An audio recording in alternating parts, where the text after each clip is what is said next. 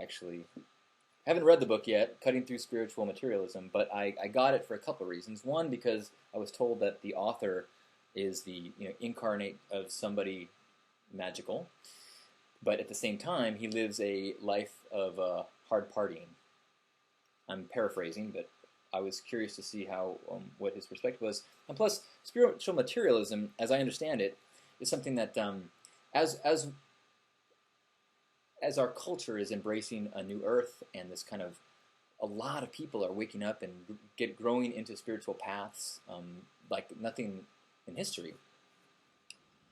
There's also just as punk rock gets co-opted by the commerce system, just as anything cool gets wrapped up in some of the old patterns of materialism.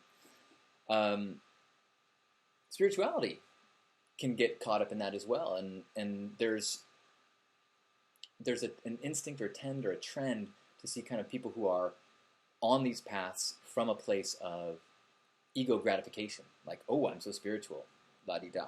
Now, I actually am not. I don't judge that harshly, because so what? I mean, if you can, to me, it is not. It is better to exchange the quest for object materialism to the pursuit of spiritual materialism, because then you're surrounding yourself with spiritual ideas. And I think that there is the impact of that life, even if your means or motivations are not pure.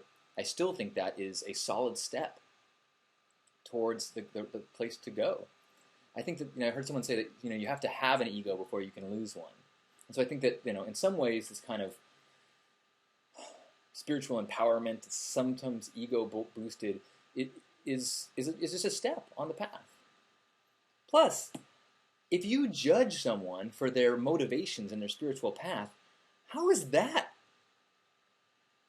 any sort of a spiritual act in the first place? So, I don't know. I don't judge anyone, except, okay, I don't want to list them, but there's a couple people I judge. I try not to. Where I try to have the perspective, like we do here in Hug Nation, where you see through that ego, you see through that personality, you see through that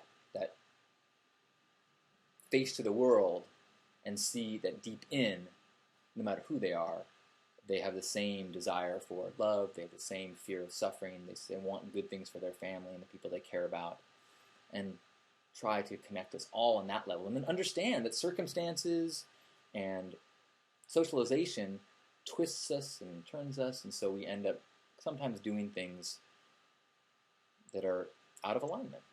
Yeah. So it goes. Cutting Through Spiritual Materialism by Shogyam Trungpa.